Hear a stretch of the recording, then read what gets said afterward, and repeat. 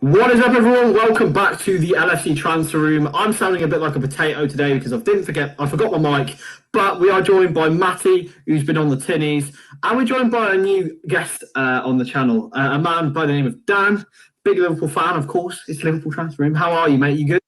Yeah, sound. You.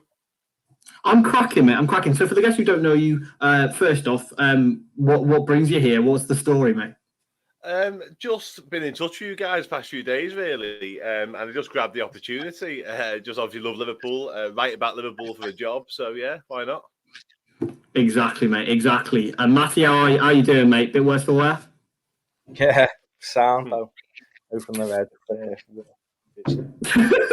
So we have just got the team news, ladies and gentlemen. Arsenal in goal, Trent, Kabak, Phillips and Robertson, Thiago, Fabinho and Milner in midfield, with the front three of Salah, Mane and Firmino. A few controversial selections there. We'll start with you, Dan. What was your first reaction to that team news? I was happy to see Kabak more than anything because of the rumours today, to be honest. Obviously, I think Soyuncu for Leicester was left out because the Turkish people have been tested positive, so I was happy to see that. Milner was a shock, obviously. I'd have gone with Keita, to be honest. And then Firmino was the last one. But overall, pretty happy with the lineup, to be honest. Yeah, I think I'm to be honest, Milner, despite his age, I think he always puts in 6 out of 10 anyway, but it's a little bit frustrating. Prime TAA has already come in with the opinion on that one. Matty, what are your thoughts on James Milner starting today? Why is Jones not playing? I suppose, yeah. That's all I want to know. He scored for England, and he didn't play much for England either. He played 1 game, so why is James Milner playing over it? Like, a bit more creativity. I think it's just a bit of just an average midfield, just as trusted 11, really. 11 he had played when he needs to. On the bench for us, we've got Adrian, Ox, Shaqiri, Tsimikas, Jones, Williams, Keita, Wijnaldum, and Jota. There's no Diogo Jota today. Lots of people were clamouring for him to start.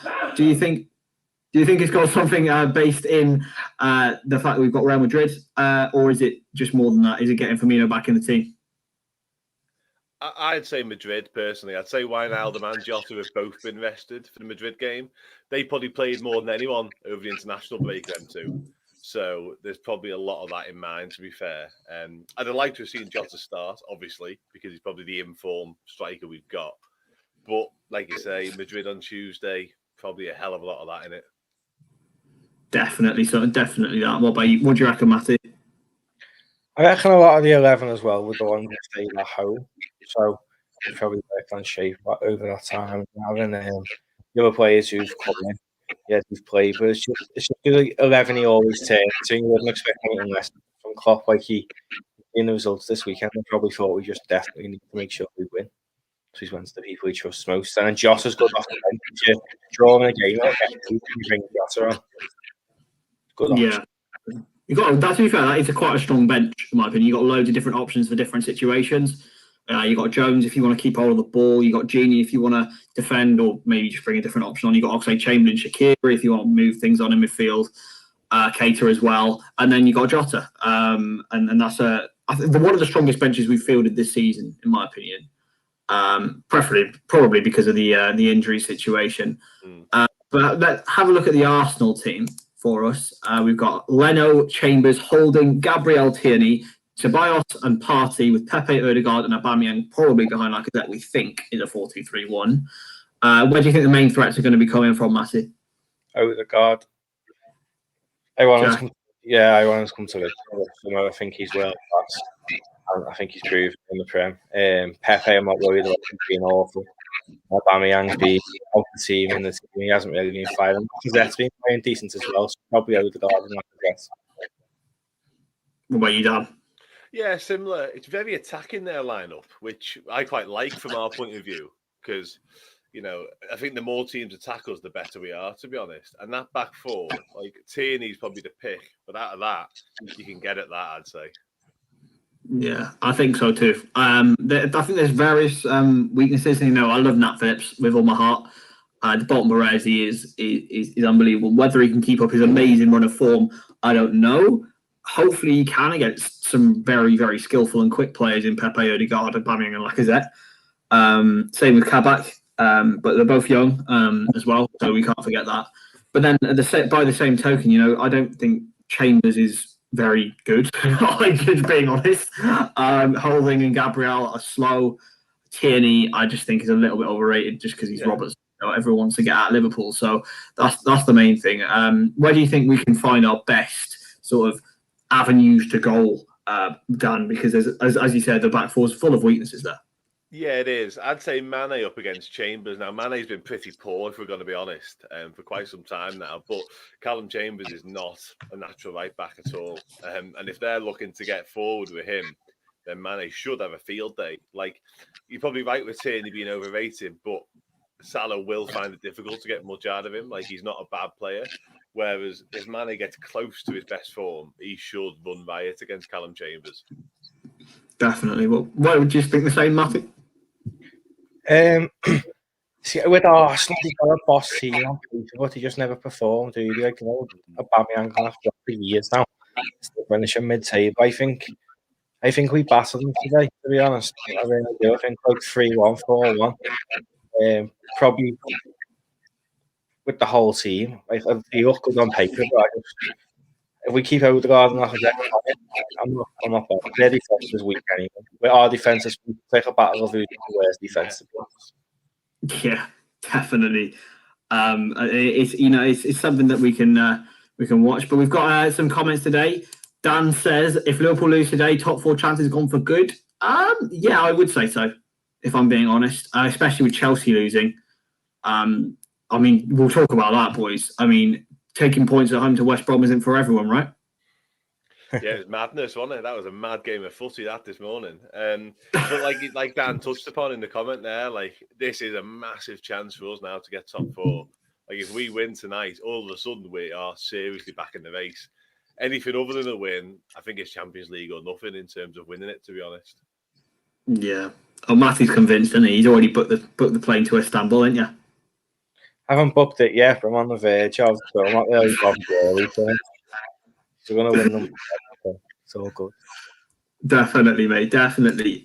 Spending 9 million on Keita and Ox isn't spoken enough. Well, they've both won Champions Leagues and Premier Leagues, lad. So at the end of the day, I mean, yes. The Ox was world class. In some respect, like he's not like he's crap.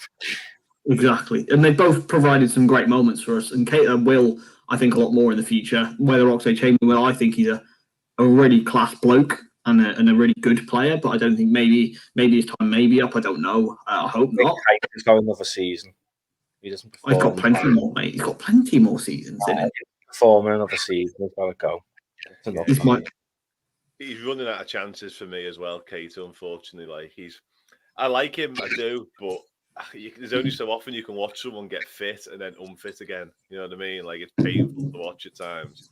And as for the Ox, I think he goes this summer, to be honest. I think we get 15, 20 million coming from him. I think that's it, to be fair. Do you think? Yeah. To be fair, my thoughts on the situation is you look at Manchester City and they have some serious depth in all positions. Mm-hmm. I think what Oxlade-Chamberlain does provide, maybe he's not 100% the quality of the players we have on the field, but he does provide depth in various positions. And that is something that's vital if we're going to compete with Man City, to give some players some rest and compete on all fronts as well next season. I hope he doesn't go, and of course the homegrown quota as well. We can't forget that we're running out of players for that one. Yeah, Harvey Elliott comes back into that though, doesn't he, next year? He's homegrown. So I get what you mean with Ox, but I don't think he's of the quality or the fitness levels to fulfill that role that we need. Like, it's all well and good saying he fills all these different positions, which he does, but half the time he's the one that's not fit, so he's no good to us again, is he? Definitely. For those of you who aren't already, subscribe to the LFC Transfer YouTube channel. So close to 700 subscribers now, aren't we, Matty? Yeah. It's close. Very close. Very, very close indeed. Why isn't Keita starting over 63-year-old Milner when they're fit? I just think Klopp trusts Milner more at the moment. And maybe it's something to do with Keita's travelling with Guinea? Yeah, probably. Where did he fly to? Christ knows. He played a home game in Guinea, but then he came back straight away. He missed their second match. because I think it was in Namibia and he wasn't allowed to go there because it's like on our red list or whatever. So he should have started, in my opinion. I definitely would have started him, to be fair. Like we touched upon earlier, he loves it's the Brexit midfield, isn't it, Mark? Too, really. He's threw Milner back in, for his work rate and what have you. But I would have liked to have seen Keita. I really would. But having said that, I don't think he started since he's been fit, so it's not really a surprise either. No, I suppose still you've got to take care and ease him back in as much as possible. And maybe with the new fitness coach doing what he has done with Keita, vigorous, rescheduling for his fitness levels. Hopefully, he won't be as injured as much because it's not long-term things for him, and that's really winds me up. Like it's all short and then building back up, then short-term, then short. And it's just frustrating. But yeah. Another thing from Prime TA, if Klopp doesn't trust Keita or Chamberlain over a 50-year-old James Milner after we spent nearly 100 million combined on both, then they both need to be sold in the summer. Who do you suggest we get in to replace him? We'll have a bit of a discussion, Matty. What do you reckon? If this is the case. That Rodrigo De Paul, I don't see him, so I don't know nothing about him. I like getting players I know nothing about, so I don't expect much. And when they amaze you, you're like, oh, decent. Don't want to. And we need to save some of the money for Mbappe, so we can't be splashing out on serious players. So yeah, that Rodrigo De Paul will be decent. Do you reckon that does happen in the summer though? Mbappe, yeah. No, not that. But yeah, this. To be fair, sorry, Dan, but this is another question for Matty. Rob? No, never. Curtis Jones should always start. Yeah, Matty and Curtis Jones are basically brothers, so that's the whole reason why. There's some serious family issues going on there, Matty. No, he's just well better, isn't he? Like every time he's been world class this year, so why is he not starting? Don't get it. He carried us against Leicester when he come off, we got battered. Against this, he come off, got battered. He's been almost consistent midfielder. Why is he not starting? Do you think that in the overall packing order, Dan, that Jones is ahead of Milner or Milner's ahead of Jones? Good question. I think Jones is ahead. What I would say is those two games Matty mentioned there, Jones hasn't really featured since then. It's been strange. Like, obviously, when we had all the injuries, we had midfielders in defence. Jones was playing all the time because he had to. It's almost like Klopp's gone, right, you've had your football now, and he's just dragged him completely out of the equation. It's a strange one. But he played more than he probably would have done in normal circumstances. So it's one of them, isn't it? But I do like him a lot. I think it reminds me of it because I was watching City today and I'm like, if I was Pep Guardiola, I'd be playing Foden every single game because I think he is literally, he could have the potential to be one of the best players in the world. And already is one of the best players in this country. But maybe it's a bit of that treatment from Klopp. Maybe he's just trying to ease him in, keep his feet on the ground, all that kind of thing. But who knows, really? Who knows what Jurgen Klopp thinks? Usually it's the right thing. So we'll go through the team again. Alisson in goal, Trent, Kabak, Phillips, Robertson, Milner, Firmino, Thiago, Salah, Mane, Firmino. Dan has said, who do you think will be the player that will shine today, Dan? James Milner. No, I'm joking. I'm joking. Do you know what? I'm going to say Trent. After everything that's gone on the past couple of weeks, obviously stayed behind from England duty. I'm going to say Trent. I'd like to think he puts in a serious performance after that, to be honest. Yeah, I do as well, to be fair, because do you see what Klopp said in the press conference thing? Like, he trained with the people going away and stuff. Hopefully, Klopp's done the right thing. His man management skills are top level anyway. So, do you reckon he'll bounce back like that, Matty? Do you think he'll be back on top of his game today? Yeah, I do, but I reckon Bobby's going to be the standout one. Joss has been unbelievable, even with Portugal, so I think Bobby knows he's got to play for his place. So I think Bobby's going to his game, and I reckon he'll be a stand-up. Definitely. He's got a fantastic record against Arsenal, hasn't he? I mean, one of the best games I think I've been to in my time is the 2-5-1s actually, but the 5-1 where Bobby scored a hat-trick and he just put about 5 players on their arse for the second goal. What's your favourite Bobby moment against Arsenal as well as that, Dan? That one takes some beating because I was there as well. I was in the Kop and it was shooting at the Kop. Other than that, God, that game he just finished them all night, didn't he? Like, it was just unbelievable to watch. He done couple of no looks, a couple of Megs, and all that. So anything from that collection there would do. Like, yeah, Matty. Well, what about you, mate? Because there's so many options to choose from. With which? Sorry, I was saying that. He's gone. What's your favourite Bobby goal against Arsenal, including or excluding the one where he put more on their arse? Nah, the one where he put more on their ass. yeah, it's Barclay. Yeah. The one he got in 15-16 was an absolute perler, if you remember. In the 3-3, and he scored the opening goal. I think it might have been the second goal, and he curled it in like a Coutinho goal almost. Yeah, 25 yards. That was a banger, but we didn't win that game. So exactly, gents. Other things to cover.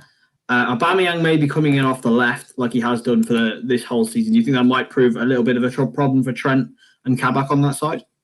Trent's pocketed Neymar, who's Aubameyang compared to Neymar. Trent's played on the world stage. Neymar just misses games when he chooses to. So. It's his sister's birthday soon, bro. Come on. He got sent off today. Did he? Yeah, he got sent off. And they got beat as well, PSG. Because it's his birthday.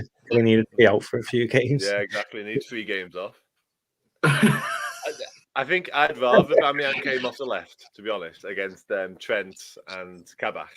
I think up in the middle, Kabak's not slow, but Phillips possibly is. So I think I'd rather Aubameyang's probably their quickest striker. So I think I'd rather see him up against Trent and Kabak than Phillips, to be honest.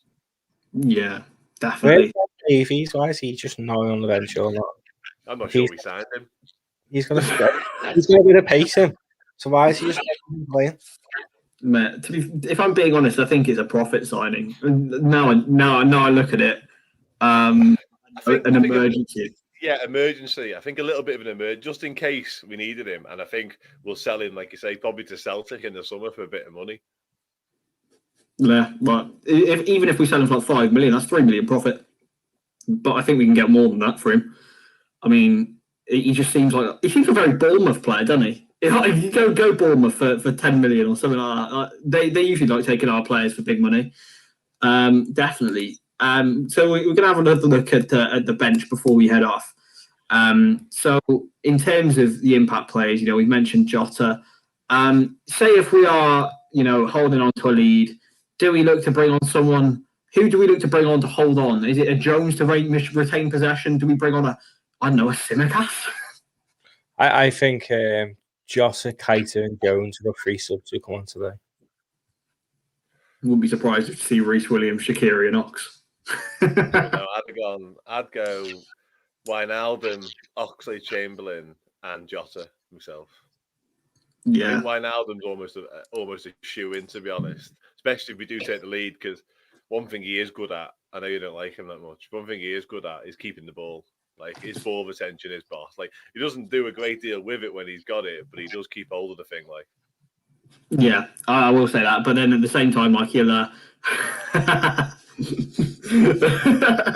the same time, I just feel like if he got through on goal, he'd shield the ball. Like, it's just wired into him, bro. Unless he plays for Holland, where he just scores for fun. That's when he plays in number 10. No, if you play in it number is. 10, not a different gene. It's his role, I know. It's his role, but he's just annoying me with his contract. You say that, and you are right, but like when he gets into advanced position for Liverpool, he still decides to turn. Like, I know his role's different, but he's in a position whereby he could do something, and his option's always half negative. You know what I mean? It's so strange. Definitely, lads. Well, we'll leave this on the cliffhanger of the score predictions. We'll start with you, Matty. What's your biased prediction and your knowledgeable prediction, shall we say? I reckon it'll be 4-1 to Liverpool, and I do genuinely believe it'll be 4-1. Maybe even 3-1 actually, but 4-1. The back of them. Goal scorers? Jota's going to get 2, Salah's going to get 1, and Bobby's going to get 1. Love it. Dan? 3-1 is my biased prediction. 2-1 probably a little bit more reasonable. And I'd probably say Salah twice and Firmino. I love it, mate. I'm gonna go for 2-0 Ozan Kabak from a corner. We're going to score from a corner today, lads.